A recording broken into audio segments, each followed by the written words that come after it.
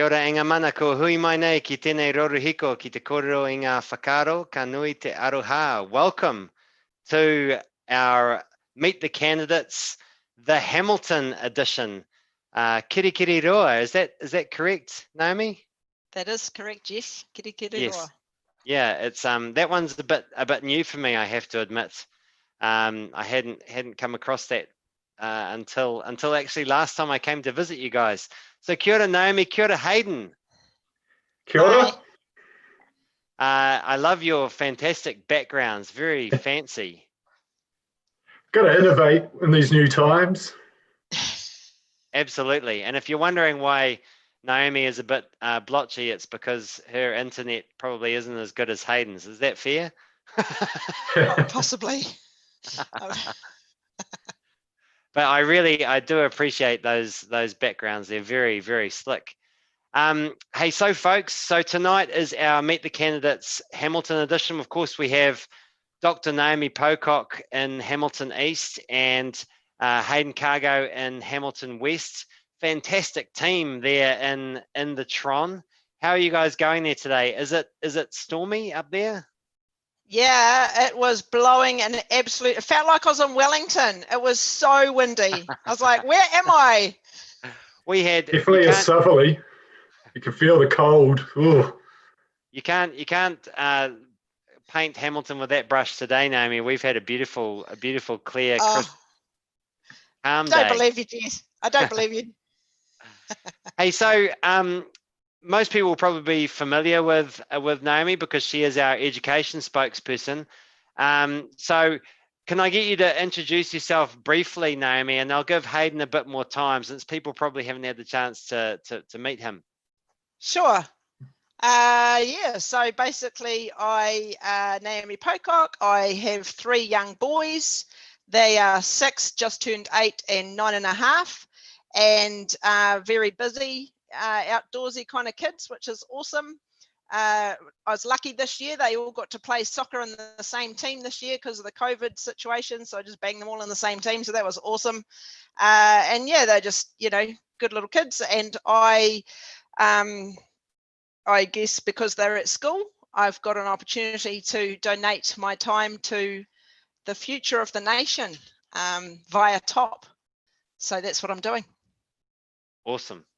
And yeah, for those of you who don't know, Naomi is our education spokesperson and wrote an incredible early childhood education policy, which I'm sure we will talk about at some stage tonight. And has a PhD herself, correct? I do, yes. So before I had my children, I wrote my thesis on concepts of belonging and home and identity construction, and that kind of lends itself quite nicely to the whole sort of education where children are trying to figure out who they are and their social relationships and their environment around them. It's not an education PhD, but it enables me to sort of read literature and understand what academics are talking about in their published articles. So yeah, so it's been a really good journey for me to write that mini thesis. I was going to say a thesis. The ECE policy is a bit of a mini thesis, to be fair, but there is a summary page. So there you go. Let's not talk about how long it took to write the summary, but that's the trick, right? That's Geoff kept telling me to make it shorter. That's not my forte. It's been a learning curve. How to talk in headlines. It's been a real learning curve. I'm normally used to talking in essays. That's right. Yeah. Welcome to politics.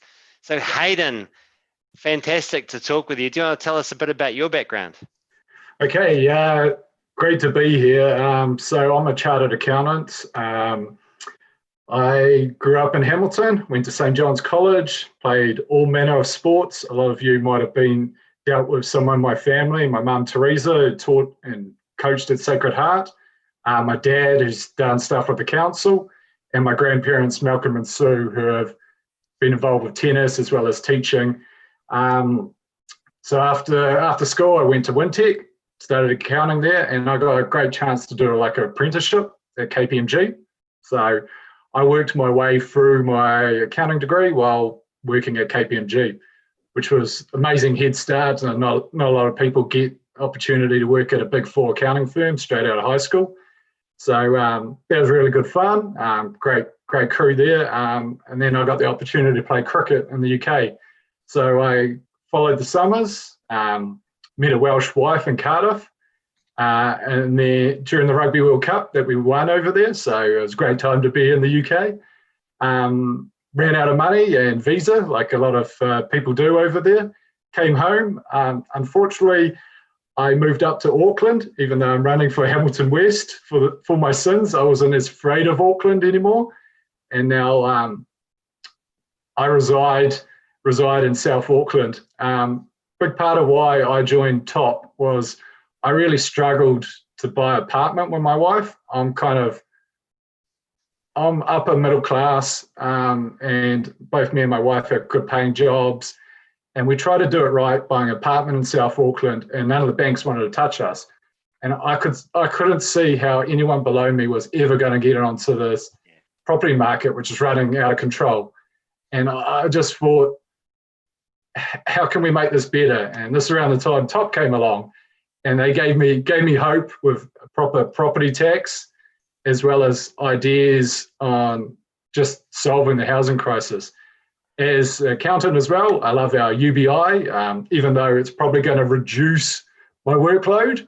That's usually a good sign of policy if you're reducing professional fees, but a lot of my accountant mates actually love it as well. So that's a bit about me. We've got a great team. I love Naomi, working with her. Yeah, that's me. Love you too, Hayden. That's great, Hayden. Thanks. Hey, are you a batter or a bowler or what? All rounder. So I try to hit the ball big and bowl a bit of spin. Even though I'm 6'6", a lot of people are surprised that I bowl spin at that height, but it keeps me on the field and spin some yarns in the outfield as the senior presence. Nice. That's fantastic. I've often joked that we should set up a top band with all our candidates who can play, but maybe we can get a top cricket team as well. At one of my Meet the Candidates the other day, a national supporter came up to me and said, I might actually think about voting for TOP because you're the first cricketer in politics. So I was like, booyah, keep that going. Great work. Hey, and you made a comment in there, Hayden, which so folks, if people have questions, of course, we'll start bombarding the candidates with those in about 10 minutes time, but I'm going to sort of abuse my privilege as MC to sort of ask the first few questions myself. I mean, you mentioned there, Hayden, about how the UBI would reduce your workload. And I mean, some people might want a bit more detail on what you mean by that. Do you want to go into a bit more detail there? Okay, so as a small business chartered accountant, my job essentially most of the time is to save tax for my clients. Everyone unbelievably does everything to save tax. So you'd love to know what the most popular car in New Zealand is. It's a Ford Ranger because there's a tax benefit for buying utes. So at the field days, every man and his dog goes out and buys utes. And it's a question I get asked all the time.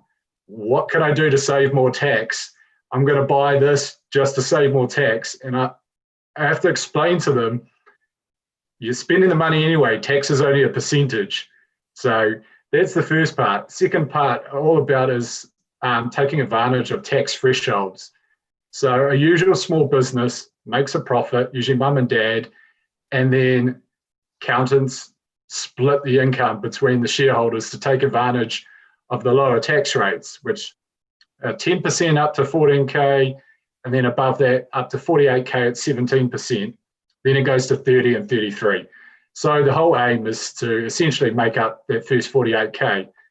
With TOP's policy here, we're going to have a flat tax rate of 33%. So this reduces all this play around of giving my kid a little bit of income, even if they didn't do anything. My brother-in-law, who I've never met, did some work for me.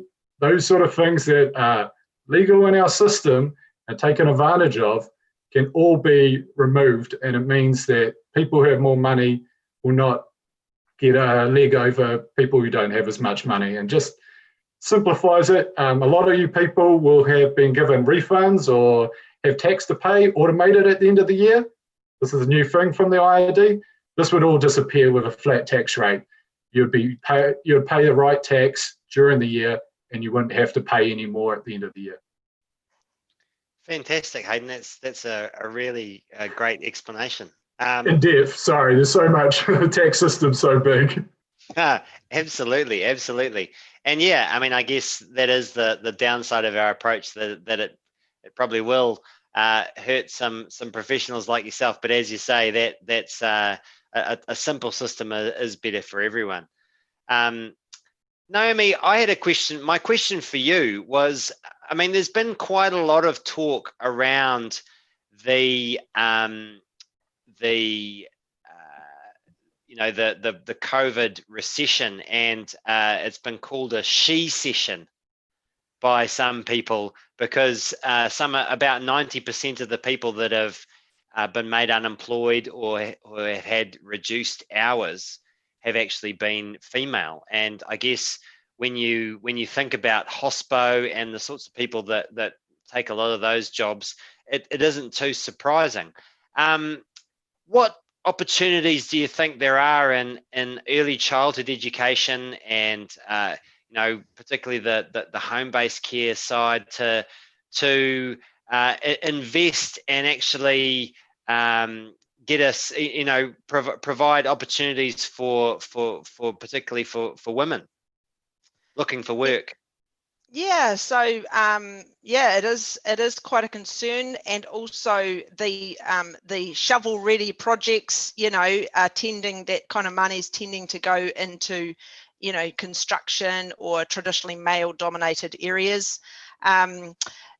Absolutely, there's an opportunity. I was going to say as well that I used to work for Ernst & Young, Hayden, so we've got a bit of a common, or yes. a bit of Ernst & Young. Rivalry. A bit of rivalry there. I wasn't in tax though, so yeah. So yes, I think there's definitely an opportunity, Geoff. As people need to go back to work, and I mean, we've talked before about the potential to really rethink the way that we do early childhood in New Zealand, early childhood education. And certainly when we talk about the importance of those sort of one-to-one consistent relationships, then the home-based care model really comes to the fore in that regard. The opportunity for the carer to build really strong connections with the family, and certainly our universal basic income policy will provide a lot of those carers who are perhaps working in some pretty terrible conditions in some of those centres, provide them with a bit of security and a platform from which to make that jump to home-based care. And I think from a carer's perspective or an educator's perspective, it's often an attractive proposition, because you've got 4 kids that you're looking after instead of 10, and you can take them out to the local park and kick a ball around, which is much trickier to do from centre-based care. Some of the challenges around that are things like if they're renters and having to set up their home in the regulations of home-based care, and so we're proposing a 2 to 8 model where it's 2 carers to 8 children. So you still got those tight relationships, but there's a bit more flexibility in terms of where they are or whose home they're in. And also if someone's away sick, you still got the relationships, but there's a bit more flexibility there. And obviously, the $13,000 a year, just that basic platform from which some of these carers might be able to make that decision to shift into home-based would be, I reckon, a good option for lots of people. Great, thank you, Naomi. And I guess the question for you both, infrastructure is really talked about a lot in this election. I mean, the double laning to Hamilton in terms of the road is just about done, I think. But now there's talk of getting a rail thing, a rail link set up, a passenger rail link set up with Auckland. I understand there's quite a lot of debate around this sort of stuff. What's your guys' views on sort of the infrastructure issues facing Hamilton? Naomi first, ladies first. Oh, thanks, Hayden. So yes, the network the roading network from Hamilton to Auckland is complete, but they're still putting in a massive through road out the back of Hamilton to sort of pretty much bypass Hamilton. So that's a massive project that's still underway and will be for some time yet. And you know, the local pet project from Jamie Strange was around the light rail to Auckland, which, you know, in the debates they're sniping at each other over it being a diesel train taking longer to drive there than it will on the train, and it doesn't come into the CBD, and there's some big issues with that. So I guess we are wondering how robust that business case was, if there was one at all, and you know, were all the factors considered in terms of environment's impact on society, economics, and just whether or not people are even going to take this train. Yeah, well, I'm big on that.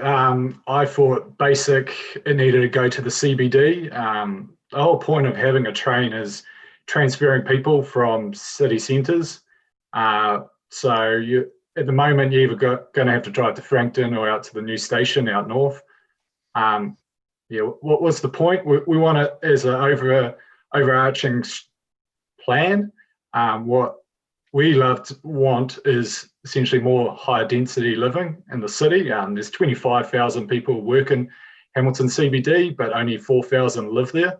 Hamilton is one of the better cities of this, but we are the city of the future, so why stop there? Let's prove to Auckland how it can be done right, and let's get the train, if it is got a business case, right to the CBD and build around it. This will help our businesses, reduce congestion, stop taking up good farming land around the Waikato to keep spreading out. Like, we've got peacocks and then out north, Ratakari. Like, stop spreading out. We can't run a public transport system if we go that far.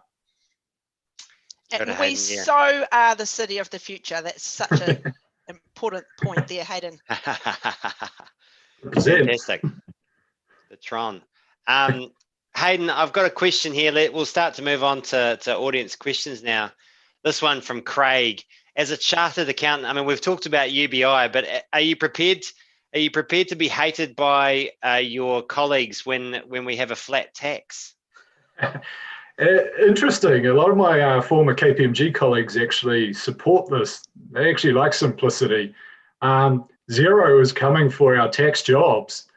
One way or another, accountants are going to have to move to advisory. This just simplifies it.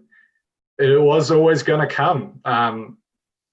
We don't want to be stuck with a simple tax maneuvering. We want to be, as accountants, we want to add value, help with creating new businesses. And this is a great opportunity, like the rest of our economy, to grow and expand what we can provide. If I get a bit of hate, I'll take one for the team. And there really is an opportunity for a lot of business mentoring, you know, and that when I worked at Ernst & Young, I was a management consultant. So, you know, they're the people that, what is it? They ask you what the time is, borrow your watch to tell you the time and then give it back to you, something like that. Totally don't add much value, but there you have it. It was a good job. It was lots of fun.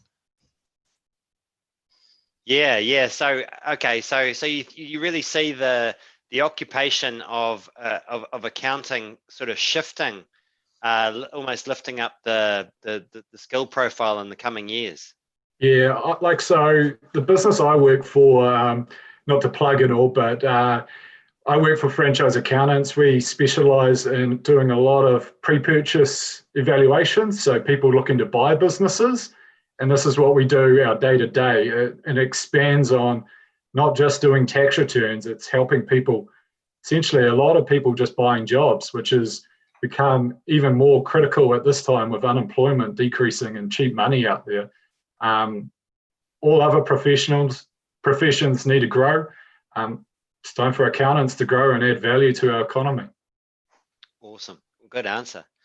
Another question for you, Hayden. Wouldn't the 33% flat tax hurt the smaller earners more than the bigger earners? So that's the glory of our UBI.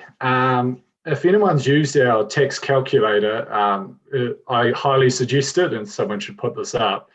Oh yeah, good point. So that's I think it's ubi.top.org.nz. Yes, it is. That's our UBI calculator link. Good call. Perfect. I think with this, it actually, for our minimum wage earners, it will give them about 6K if they're working full time with a UBI and flat tax. So they will be better off compared to National's big $8 per week, and Labor's increasing minimum wage of about 2,000. What it also does is it caps out like what the top earners, our high earners, are going to get compared to the rest of the population. So essentially our workers will be better off by about 6,000 all the way down to about 4,000 for our top earners.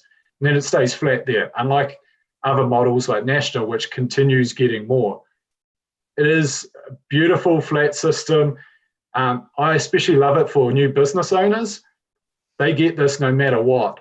So they have the option of, if you lose your job, you can go on job seekers benefit and get $250 a week for doing nothing, or you can get our UBI and go try and set up a business, try to create jobs, help our economy.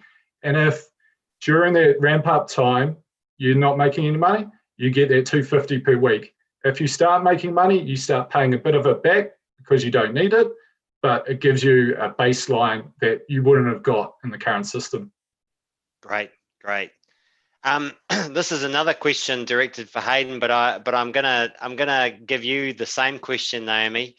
So Tim McIndoe is Hamilton West, yes? Yep. So yep.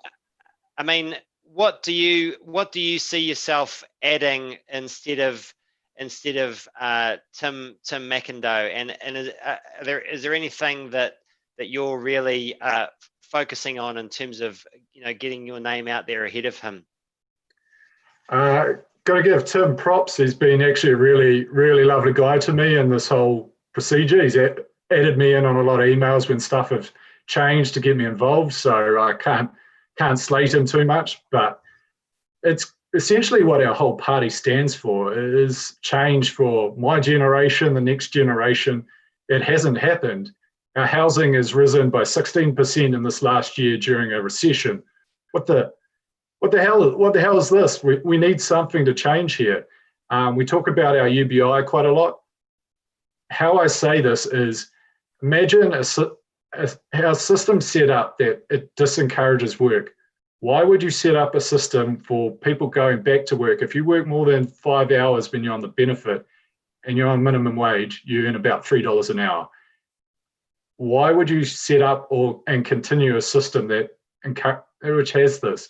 Shouldn't you encourage people to get back to work, keep all that stuff? That's what our UBI does. Nice, thanks, Hayden. And out east, you've got David Bennett, Naomi.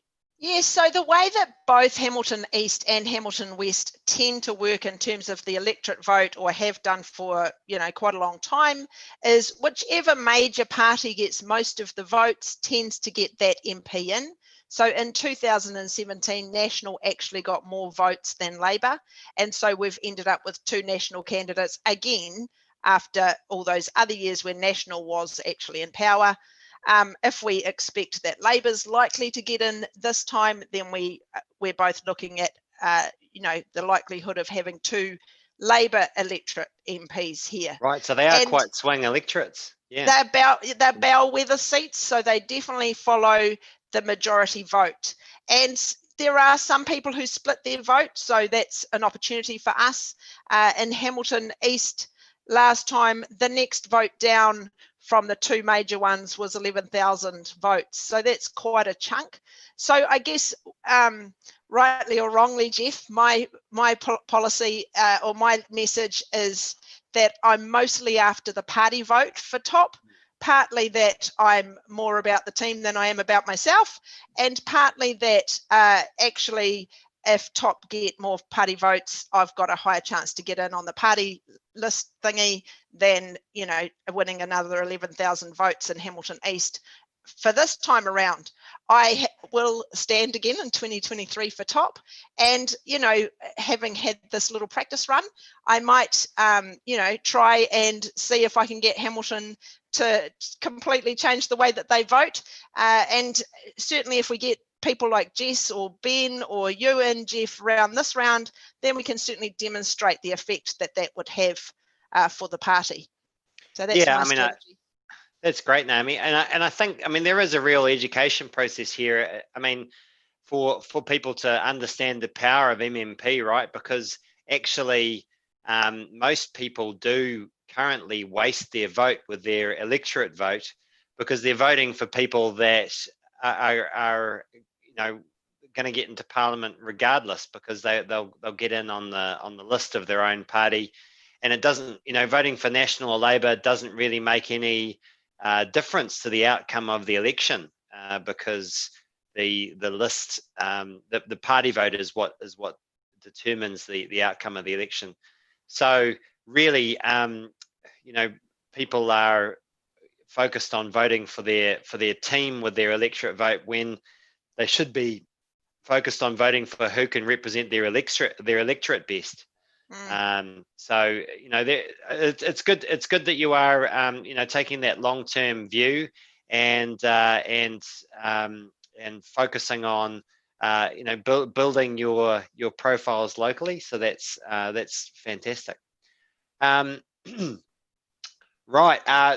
Interesting question here. I don't know if you guys have view on this because it's not really in your electorates, but Iraya Ngawaka is saying, I see huge potential for development in and around the Huntly platform stop for rail. That area is huge, with all those old brick buildings converted into small business shopping complexes.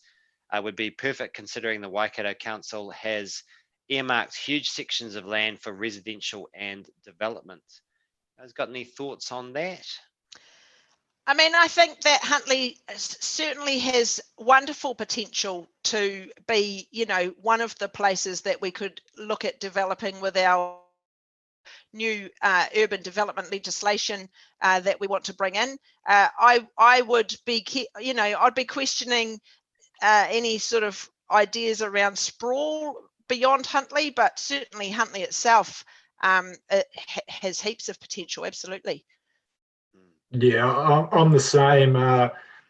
In this current digital climate, we can move businesses, people can work from home, that sort of thing. So if there's room to grow inside Huntly, not sprawling out near a train station, if this all goes ahead, all for it.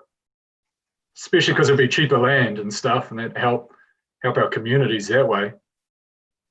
Yeah, true. Let's so moving on. You've sparked lots of questions about the UBI, Hayden, which I will try and get my head around. I just got to read a few of these, but there's one question about people who earn more on the benefit currently than $250 a week. Will they just get the $250? Who wants to take that? So I can, if you like. Great. So yes, if you are used to getting more, so the UBI is a floor, not a ceiling, which means that if you are used to getting more than the $250, you can still apply, or you're still entitled to those top-ups via WINS. So we're not getting rid of all of WINS, but the vast majority of WINS with the simplification of the system.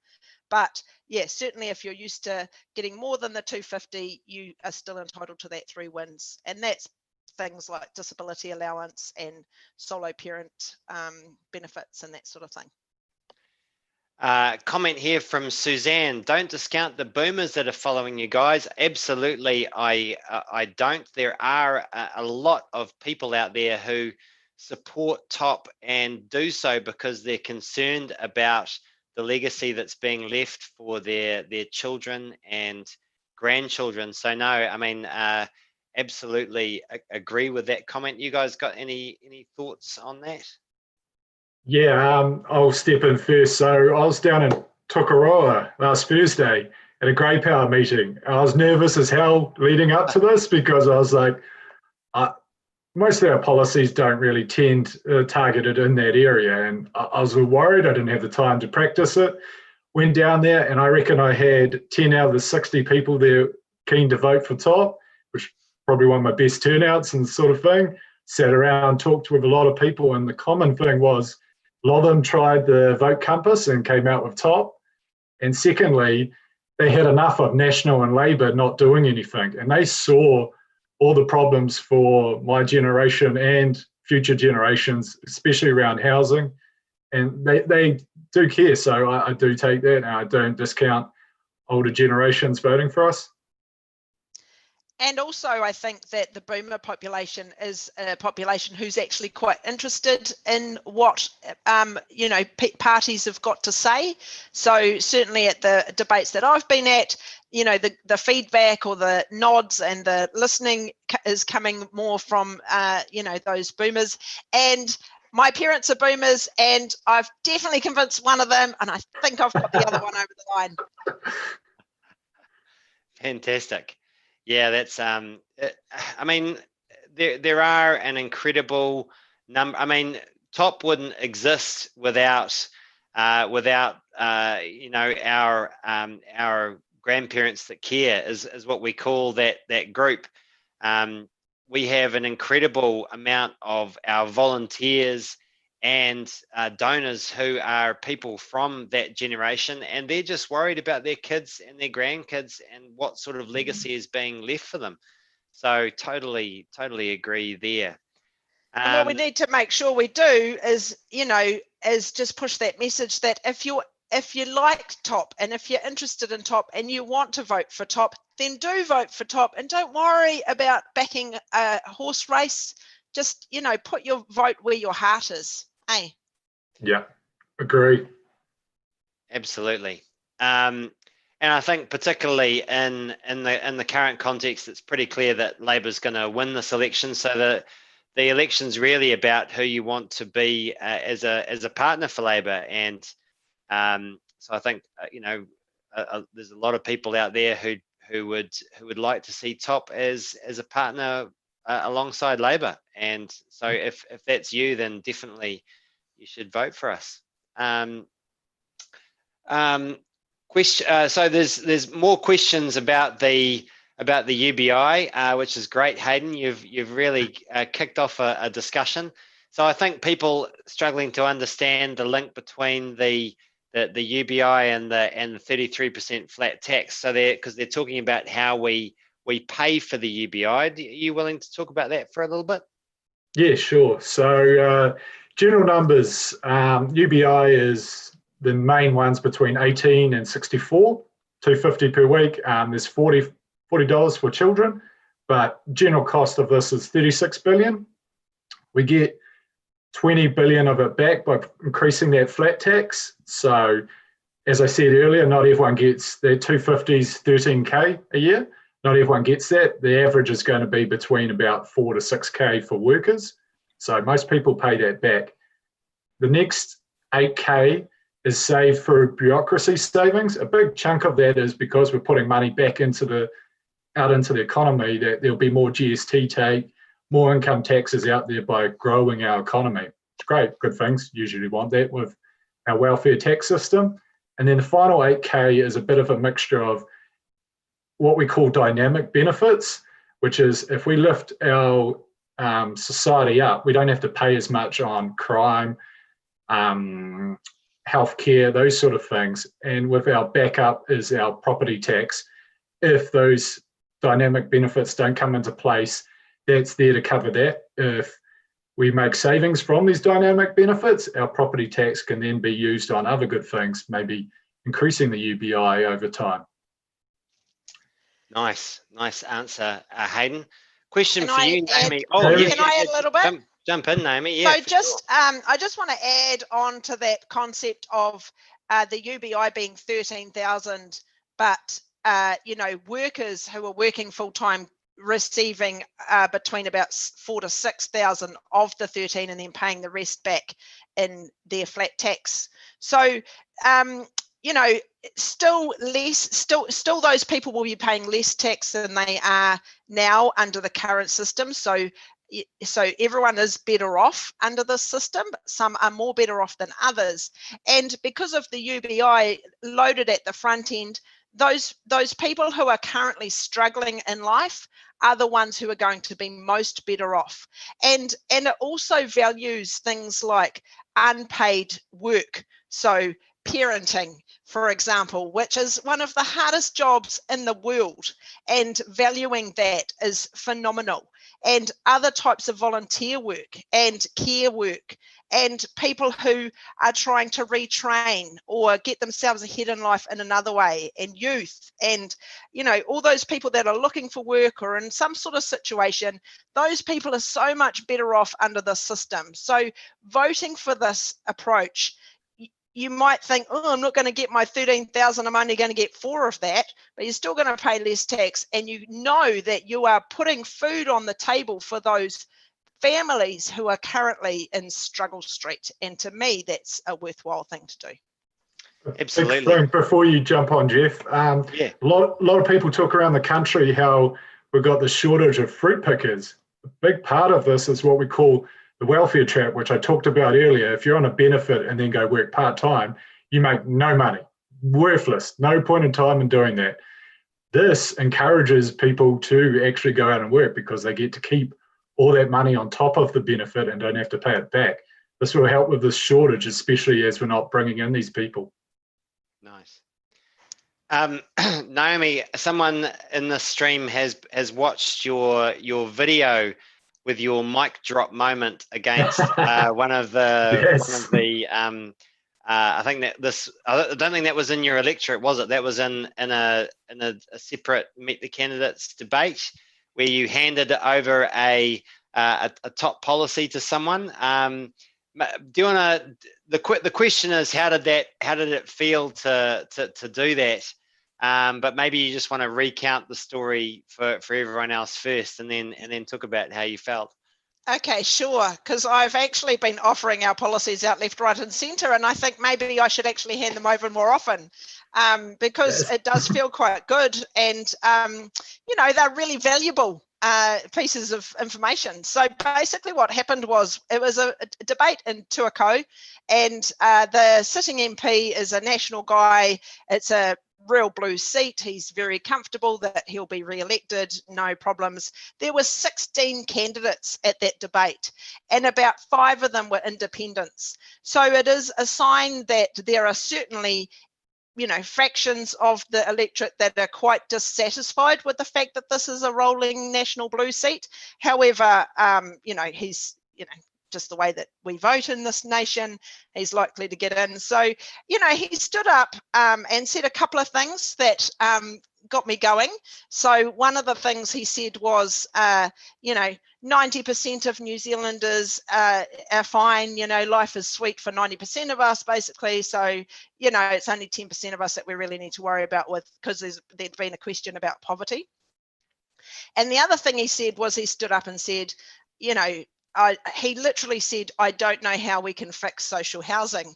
And I had in my little bag of tricks a few of our policies, and happened to have our Building Aotearoa policy that was written by Brendan Monk, one of our fantastic candidates. And so I stood up and said, okay, well, you don't know how to fix social housing, so here you go, here's our policy. And yeah, it felt, I mean, and then after my little speech, I sat down and he'd stuck it back on my seat. So I was like, oh, stink, he gave it back to me, you know. But yeah, it's pretty disappointing, I've got to say, to see some of these, you know, comfortable politicians in their cushy jobs really not too concerned about the challenges that our nation is facing. And so I'd been sitting there for quite a while until it was my turn, so I had plenty of time to get a little bit antsy. Yeah. Hayden, a few questions for you about developing the Hamilton CBD, and I guess if I was to summarize a few questions being asked in different ways, they kind of boil down to if we have more people living within the CBD, doesn't that mean more vehicles being parked in there, and won't that cause a greater potential for accidents and congestion? Any thoughts on that? So this is, as I said, an overarching idea of moving away from vehicles as much as possible. If people live where they work, they can downsize the number of cars they need, and then we can also get good public transport routes to actually use all this, and then we can actually move away from needing all these car parks. The big part of it is that our CBD in Hamilton's been dying for a long time. Yeah. This is especially with COVID coming in, people are working from home more. Mixed use of these buildings instead of our current plan of apartments to the north, even though they are beautiful, the ones around the cricket ground, that sort of thing, are looking lovely. They're still a bit of a walk from our businesses in the city. If we can change some of those office buildings to part apartments, part office group, doesn't everyone win? Congestion goes down.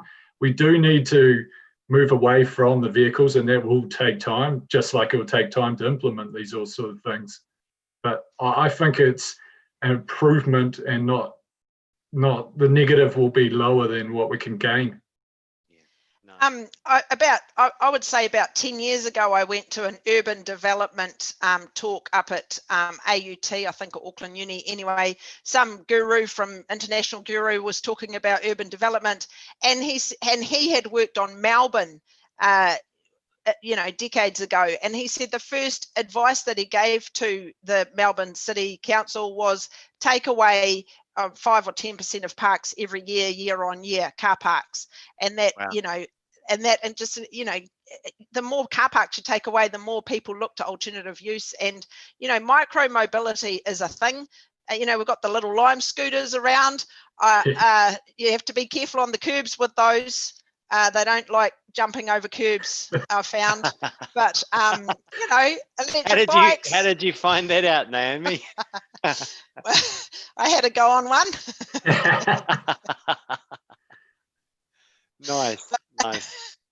Yeah, electric bikes. I mean, there's all sorts of things coming in our future, and why not embrace it and get involved with it? Just watch out for the curbs. Yeah, absolutely. And there's been some questions actually about what we're doing to incentivize a greener transport, which we've kind of Hayden's already been kind of talking about in terms of one big way to green our transport is to live closer to where you need to go. That's quite a big part of it. Yeah, but do you got anyone want to talk? Either of you want to talk a bit more about greening transport and businesses and infrastructure? Well, I guess just that. Some of our ideas at top, which are based on what's working well around the world and what the experts and expert evidence says we should be doing. Some of them are they're big ideas to get your head around, and they're quite visionary and they're long term, and we don't tinker around the edges based on 3 years. We're looking sort of 10, 15, 30 years down the track. So I guess bear with us while we're sort of putting these ideas out there and as a vision. But I guess, one of the things that we talk about is how we decide how to spend our infrastructure money, and looking at, the infrastructure projects around economics, society and environment. And certainly, green transport is a part of that. And I don't know that we've got a clear example here in Hamilton, but I certainly like the idea, the example that you used, Geoff, where a tunnel through Mount Vic, which has been proposed by your Labour candidate, has such a bad business case, you might as well put the money in the street and burn it. Whereas putting that money into cycleways, and you could provide everybody in Rongotai with an electric bike for that money, is such a better idea. So just, nationwide, looking at these things and putting the money into things that are going to provide us with a future that makes life a bit more livable.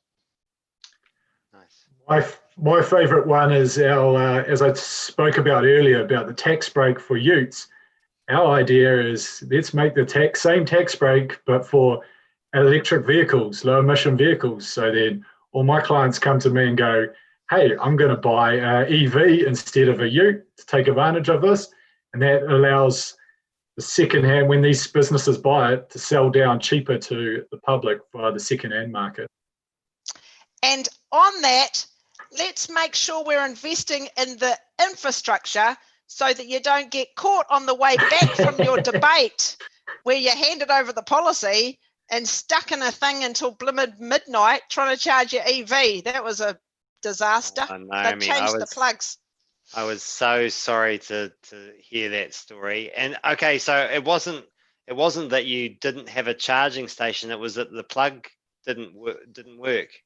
So my understanding is that Well Networks have gone around upgrading their system, and as part of that process, they have changed the plug for the Hyundai, which is what I've got, from a plug that would charge my car in 30 minutes, which I've used those plugs in those places before and charged for 20 to 30 minutes from 0 to full.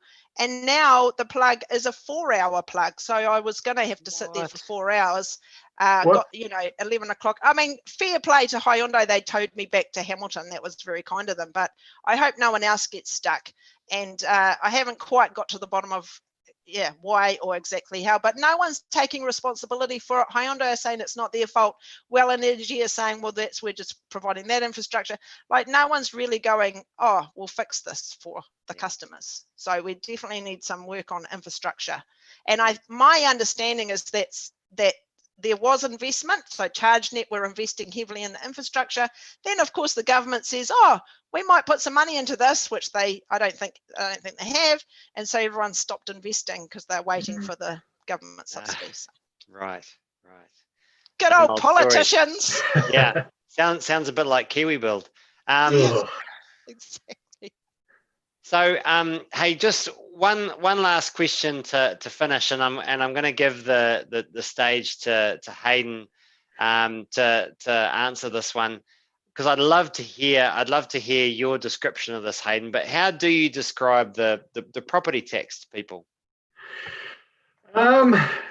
Best way I've done it, and learned off you, Geoff, and other people, it's essentially making it the same as putting your money into a term deposit. So if I had $100 and decided to put into a term deposit, I'd pay the tax on the interest, which is at the interest rate of about 1%, which is $1, and then 33% tax is 33 cents, sort of thing. If Naomi puts her $100 into property currently, it goes up by 1% or whatever, she pays no tax on it. How's that fair? And all that does is encourages people to put more money into property, and it's just a horrible cycle that goes up. So where we come in is we say, Naomi, your $100, you're going to get charged tax on if it was in a term deposit and gained interest at 1%. So this is called a risk-free rate method. The Reserve Bank chooses this rate, so this isn't on us. And so on the property, it would have income of $1 at 1%, and she'll pay 33% on that, so 33 cents. So exactly the same as if I put in a term deposit. Awesome. Oh, you want to jump in there, Naomi? Always got something else to say. Jump in. I think the thing for people to consider who have invested heavily in their unproductive asset, namely their home, and we talk about how to get around tax, but this is a good thing because it means that people can move the equity that they have in their unproductive asset into things that are productive. So whether that's, businesses that create exports or jobs, or into rental properties that provide a home for somebody, because what this tax doesn't do is it doesn't touch investments that are returning you more than the minimum rate of return. So if your investment is returning you more than the money that you would get if you had it in a bank deposit, then this tax doesn't affect you. And I think that's a really important point. So what we're trying to do with this is to shift investment from unproductive assets into things that are going to create exports or jobs or homes for people to live in. Absolutely, yeah, that's right. And ultimately, if we can hold house prices and rents stable while we're growing our incomes, that's what we really need to do to make housing affordable again, is to make us all richer. Yep. Hey, so I'm just going to give you both a chance to make your final pitch to your voters out there. So who wants to go first? And it's a chance to really set out why you want their vote and what you'll bring as a candidate for Hamilton East and West respectively. Who wants to go first? Go on, Naomi. Yeah, awesome. That's good. Ladies first. Okay, so I guess my message is, I feel like we've got an opportunity here to either have hope or despair. And I am a person who would much rather look hopefully to the future. And that is what TOP provides, because we've got the policies that are based on the evidence and the expertise and what's working well around the world applied to the New Zealand context. And if we can implement these policies, we can make New Zealand, such a better country for the environment, our society, eradicate poverty, the economy and everything. So I like to think of TOP as my hope. And in terms of what I can bring to the electorate, certainly, my role as education spokesperson, I'm up against Jamie Strange, who used to be a teacher. And, one of the things that I bring from coming outside that system is that a new perspective in terms of education isn't about compliance and testing. It is about teaching and learning. And that's what we need to bring back to the sector to enable teachers to do their job and feel trusted as professionals in their roles. Kia ora, Naomi. That's fantastic. I can tell you've been doing that a few times. Well, actually, I'd never said that little speech before, but Well, that's great. It's great, and I got to say to the folks at home, I mean, we have spent a bit of time helping these candidates, helping all of our candidates get these stump speeches down, but boy, they are really improving, and it's so good to see. And I guess this is what happens when you're in a campaign, right? You get out there on the trail and you keep refining this stuff. So it's really great to see you, and particularly to see that video the other day, Naomi, with that mic drop moment. You really have grown on the campaign trail. So well done. Thank you. Hayden, over to you. Hey, not as slick as Naomi, but my whole deal why I'm essentially here is I don't see any long-term plan from our big parties, and that has been confirmed by their conservative policies leading up to this election. At TOP, we're willing to make the big changes. We want to build the greenest economy in the world, built on the back of science, technology and innovation. We want to actually have housing that my generation and future generations can afford. And we want to fix this tax system that disincentivizes people going back to work, because our economy is going to be taken over by AI at some point. So we're all going to have pressure for our employment. What a time to make these big changes. As Naomi said and Geoff said, we've put a lot of work into these common sense policies that have worked around the world, and we've changed them to New Zealand context. I just want to say, I hope you all have the courage to vote for a better future for New Zealand by giving your party vote for TOP and picking either Naomi or me, if you're on which side of the river, for your electorate vote, because we really care. We don't have to be here. So we've put up our own time and effort and money for this. So we're just putting it all in for you guys. Thanks, Hayden. And I really want to acknowledge the mana you've brought to the party as well. you know, you only came on as a candidate, you know, quite recently, but you do bring incredible mana with you. It's fantastic to have someone with your background involved, and it really, I know I can speak from Naomi's perspective that she's really you know, enjoyed having you as part of the team. So, you know, Cheers, guys. keep at it. Thanks so much. I All right. really am. I'm really grateful that you came along, Hayden. Happy to be here. Teamwork makes the dream work, as we say. So thanks for tuning in, folks. We're gonna finish up now, but there are more live streams this week.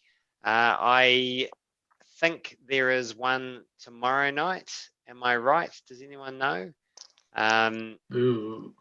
I'm not sure if anyone can whisper in my ear while we're here. While we're waiting to hear from that, I got confirmation today that Nathan Wallace is hosting a education spokespeople debate. So we haven't talked about it tonight, but Top has been excluded from some of the media and some of the, you know, online debates from, for example, the Teachers Union. But Nathan Wallace, who is education, you know, neuroscience educator guru, has offered to put a debate on for the education spokespeople, including us. So I'm stoked about that and looking forward to some good conversations. Nice. Yeah. And I mean, thanks for raising that, Naomi. It has been a real challenge for us in terms of, you know, this election, in terms of getting invites to those debates. So thanks for you know, thanks for noting that. And you know, that's why having social media, allowing us to speak directly to people, has been so fantastic. So once again, thanks to all the volunteers who help our social media team run, because this really has put Top on the map. In case you don't know, we are currently third in the social media battle on Facebook, and we're actually first on YouTube, believe it or not. So that's because you explain our whole policy in 1 minute, Geoff. Yeah, but I mean, you know, that's still coming third on Facebook is quite an incredible undertaking with what is essentially a you know, a volunteer team. So thanks to everyone for taking part. My schedule says that we have another Facebook Live on Friday, myself and Dan Thurston. I think that is the next one. We will also be doing a Facebook Live tomorrow to launch our farming policy, and Shai and I will also be covering the minor party leaders debate on News Hub. We'll be live streaming that with us commenting along like the old guys from the Muppets. So you can tune in this Saturday morning to see that. So that's and which Muppet are you, Geoff? Yeah. Good question. Yeah. Oh, and we have another one. We have another live on Thursday, which is a couple of our South Island candidates with Jessica Hammond, along with Joel and Ben from the South Island there. So lots coming up this week. So that's tomorrow farming, Thursday night, Jess talking to Joel and Ben from the South Island, and then Friday myself with Dan Thurston, and Saturday myself and Shai doing the minor party leaders debate. So tune in. Awesome. Thanks, team. Ka kite anō. Thanks, Geoff. Thanks, guys. Thanks, Hayden.